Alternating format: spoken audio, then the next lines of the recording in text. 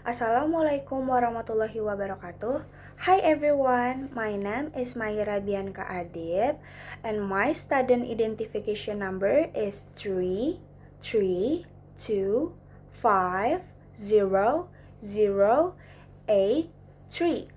Today I'll be presenting about word formation and proverb.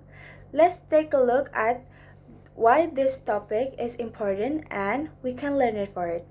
What is word formation? The English language is known for its wonderful quality of the way in which words and sentences are formed and used. Formation of new word from an existing root word by adding a syllable or another word in the general process. However, there are multiple ways in which it can be done. Type of word formation. The formation of word is classified into four types based on how the process of formation is carried out. They are 1. By adding prefix, 2. By adding suffix, 3. Converting from one word class to another, 4. Forming compound word. Adding prefix. The term prefix refers to one or more alphabet added to the stem of a word, mostly to make it negative. The most commonly used prefix include in, an, this, im, and ir. Look at the example given for a clearer understanding of how prefixes are used to form new words. Example of word formation by the addition of prefix is experience, in experience, particle, impractical, honest, dishonest, ethical, unethical, responsible, irresponsible. Adding suffix. A suffix is a short syllable added at the end of a base word. The addition of suffix usually changes the word class of the particular word. The most common suffix include man, ness, itai, os, sion, shen, all, able, if, li, at, and or. Example of word formation by the addition of suffixes. Manage is verb, manageable is adjective, manager is noun, inform is verb, information is noun, informative is adjective, quick is adjective, quickly is adverb, add is verb, addition is noun, write is verb, rider is noun, brave is adjective, bravery is noun. Conversion. The process of conversion focuses solely on changing the word class of the particular word. If you have noticed, you would have seen how some nouns are used to perform the role of a verb or an adjective acting like a noun just by the addition of another word or slightly altering the spelling of the actual word. Example of word formation by the addition of conversion. One example, everyone is talented. Talented, a past participle, is used an adjective in the above sentence. The word is formed by adding the suffix "at" to the end of the noun talent. He texted me about the meeting only at the last minute. The text used to refer to a text message sent on a phone is used as a verb in the sentence by adding a "at" to the end of the word. The rich should help the poor. Adjectives such as rich and poor are used a noun by using them with the article the. What is proverb? An English proverb is a short, pithy, metaphorical statement that usually offer life advice, wisdom, or truth. Proverb can also provide a shortcut for explaining or imparting information. Proverb communicate an understood and accepted message in a few well-worn and well-known words, often preferred, illustrate in a point.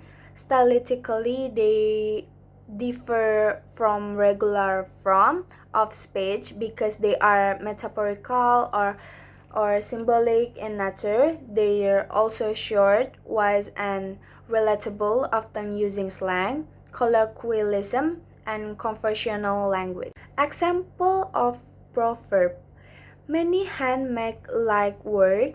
When many people work together to accomplish a difficult task, it doesn't seem so difficult. That is the general meaning of this English proverb.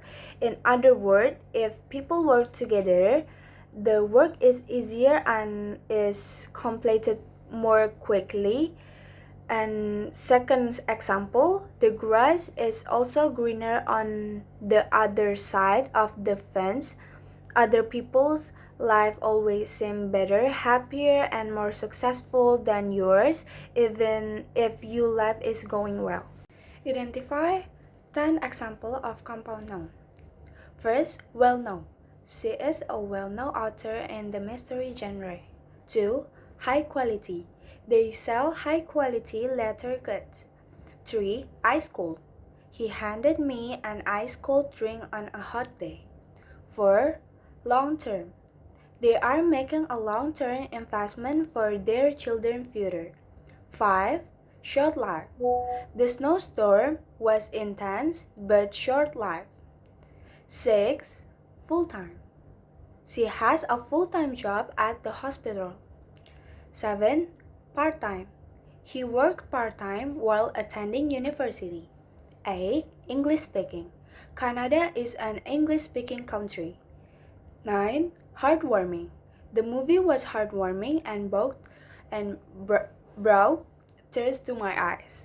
And the last one, bittersweet. Graduating from college was a bittersweet moment. 5 examples of compound noun. First is adjective plus noun. Short term, long K. Broad spectrum, high volume. 2. Adjective and plus present participle. Slow moving, north facing, sweet talking, easygoing. 3. Noun plus past participle. Steel-toed, iron-clad, corn-fed, and hard-crafted. 4. Number plus noun. First rate, 3-story, 5-star, 10-foot. And the last one, noun plus adjective. Lemon fresh, crystal clear, snow white, and time sensitive. Classify the type of compounding. First, noun plus adverb. Hanger on, passerby. 2. Verb plus noun. Washing machine, driving license, swimming pool. 3. Verb plus adverb. Look out, take off, draw back. 4. Noun plus noun. Bedroom, water tank, motorcycle, printer cartridge. And the last one, noun plus verb. Rainfall, haircut, train spotting. Explain how the meaning of each compound differ from the meaning of individual word. A compound word is where two or more root words are merged into a new and different word. There are 3 different kinds of compounds: open, closed, and hyphenated compound word. Read this handy guide to learn more about compound words and how they can be used in different sentences. First, closed compound words. Closed compound words are the most recognizable of the 3 different types. These words are created when other smaller words come together to form one large word. For example, waistcoat, railroad, passbox, sunflower, and breakfast. Open compound words. Open compound words are slightly different because they still appears as 2 words separated by space. However, we still consider them a compound word because when they are used together, they take on a new and different meaning. For example, living room, full moon, real estate, ice cream, and hot dog. Hyphenated compound word. Hyphenated compound word can be tricky as there are many rules to remember. However, the main point to remember is that in the most cases, an open compound word will be hyphenated if it's to modify another noun. Example of hyphenated compound word is long-term, mother-in-law, good-hearted, merry-go-round, and check-in. Analysis how compounds form affect tone, style, and clarity in communication. Style. Style is what's said of communicators' part. Style is the way you dress writing up or down to fit the specific context, purpose, content, and audience. Your level of formality, tone, and voice and word choice all contribute to your style in communication. How you choose word and structure sentences to achieve a certain effect creates a certain style in the writing. For example, compare the following two sentences in terms of style. It has been concluded then from individual and collective consultation with all departments that XYZ Corporation will benefit from outsourcing staff training in communication.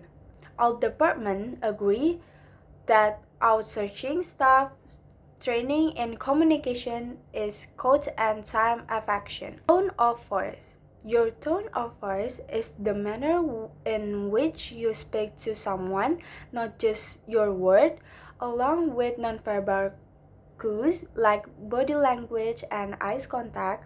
Tone of voice is an essential element of communication that often speak more powerfully than your actual word ever could. It can help you build rapport, make connection, influence other, and get what you want in relationship or career and your life. And the last one is word choice. Word choice also have to create style. Most communication strive to be concise, precise, and plain, weeding out unnecessary and overly embellished word and choosing the exact word to convey meanings. Transit word, active verb, concrete noun, specific adjective helps your reader understand your sentence. No matter what style is appropriate, formal or informal, serious and humorous, clarity, precision, and plainness are goal to strive for in terms of style for professional communication, especially in Western culture. Select 5 English idioms commonly used in professional or daily setting. Idiom is under the weather, meaning feeling ill or getting a cold. My mom was feeling a bit under weather. Idiom, cold feet, meaning becoming nervous. Sentence example: it was her chance to speak and to speak and she was getting cold feet. Idioms, apple of my eyes, meaning used to refer to someone whom you are very fond of or like. Sentence example: my younger brother is the apple of my eyes. Idiom, set the record straight, meaning to reveal the truth or to clarify. Sentence example: in order to set the record straight, the umpires checked the camera to review the previous shot. Idioms, show it under, meaning to be busy. Sentence example: my father seemed to have been showed under the last week. Explain the literal and figurative meaning of each idiom. Literal language is used to mean exactly what is written. For example, it was raining a lot, so I wrote the books.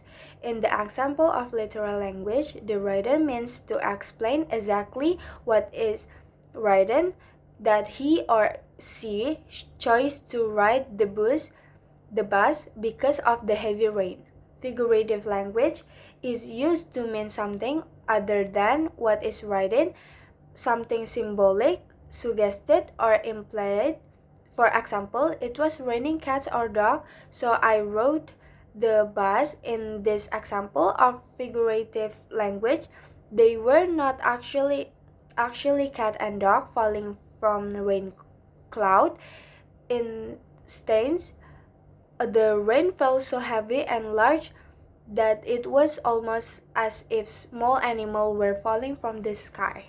Identify the situation or context in which these idioms are appropriately used. Idioms often can be taken literally. They are code for another meaning, and there's a degree of deciphering involved in understanding them. In a similar way, fixed expression often take on a more nuanced meaning than their component word alone might suggest. Perhaps it is opaqueness in meaning which make idioms and fixes expression too intriguing and inviting to learners. Successfully using them can feel like cracking a secret code. Analysis how the idiomatic expression make communication more expressive or cultural rich. Idiomatic expressions are integral to their richness and depth of language, offering nuanced meaning that extend beyond literal word definition. This article explores the significant impact of idiomatic expression on lexical competence, arguing the mystery of idioms and enhance vocabulary breadth, cultural literacy, and the ability to communicate with precision and expressiveness. By divining idiomatic expression and distinguishing them from literal language, the article establishes a foundational understanding of their role in language proficiency. Case study 3. Find 5 biomal expressions of English media. Bite by bite. To describe when something happened in stage by bit by bite, I was able to improve my German language skill. Black and white. To describe a situation which is clear to understand and inconsiderate to be completely right or completely wrong. This is a black and white issue for me. I'm right and you're wrong. By and large. Used to make a general statement about something. By and large, things are going well since we moved aboard. Chalk and cheese. Used to refer to a people or thing as being completely different from each other. I'm not surprised that he split up with his last girlfriend. They were like chalk and cheese. Peace and quiet. Used to describe a setting or period of time which is calm and without stress or distraction. I need some peace and quiet to concrete on this job application. Explain the structure and identify whether they use an or other connector. Nouns are words that are used to name people, place, animal, ideas, and things. Nouns can be classified into two main categories: common nouns and Proper nouns. Common nouns are generic like ball, car, stick, and proper nouns are more specific like Charles, the White House, the sun. Pronouns are words that are used to substitute a noun in a sentence. There are different types of pronouns. Some of them are reflexive pronouns, possessive pronouns, relative pronouns, and indefinite pronouns. I, he, she, it, them, his, your, anyone, nobody, who are some of the pronouns. Adjectives are words that are used to describe or provide more information about the noun or the adjective in a sentence. Some examples of adjectives include good, ugly, quick, beautiful, late. Verbs are words that denote an action that is being performed by the noun or the subject in a sentence. They are also called action words. Some examples of verbs are read, sit, run, pick, garnish, come, pitch. Adverbs are words that are used to provide more information about verb. Adjective and other adverbs used in a sentence. There are 5 main types of adverb, namely adverb of manner, adverb of degree, adverb of frequency, adverb of time, and adverb of place. Some examples of adverb are today, quickly, randomly, early, 10 a.m. Prepositions are words that are used to link one part of the sentences to another. Prepositions show the position of the object or subject in a sentence. Some examples of prepositions are in, in, out, beside, in front of, below, opposite. Conjunctions are a part of speech that is used to connect to different parts of a sentence, verses, and clauses. Some examples of conjunction are and, or, for, yet, also, because, not only. Interjection are words that are used to convey through emotion of feeling. Some examples of interjection are oh, wow, alas, yippee. It is always followed by an exclamation mark. Analyze the semantic relationship between the two words. Semantic relationships are the connection between words based on their meaning. They can show similarities, synonym, difference, antonym, or even hierarchical structures, hypernyms, or hyponyms. Understanding this relationship unlocks a deeper comprehension of language and over a range of benefit, from crafting clear and impactful communication to expanding your vocabulary and even navigating the digital world. Semantic relationships are a valuable tool for anyone interested in the power of words. Provide sentence using each binomial and explain its meaning in context. Pros and cons. The advantage, pros, and the disadvantage, cons of something. What are the pros and cons of moving from the countryside to the city? Sick and tired. When you are extremely annoyed or frustrated with a person or situation, when you are at the point where you will not tolerate the situation anymore, and you might get angry and lose your patent. I'm sick. I'm tired of working long hours for such a little pay. I'm going to quit my job. Short and sweet.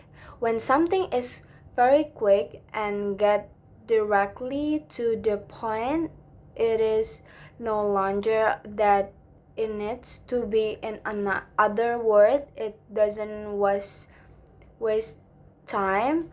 Her presentation was short and sweet. He gave a great overview of the topic in just 15 minutes. Choose 5 similes from poems, novel, and advertisement. As clear as crystal.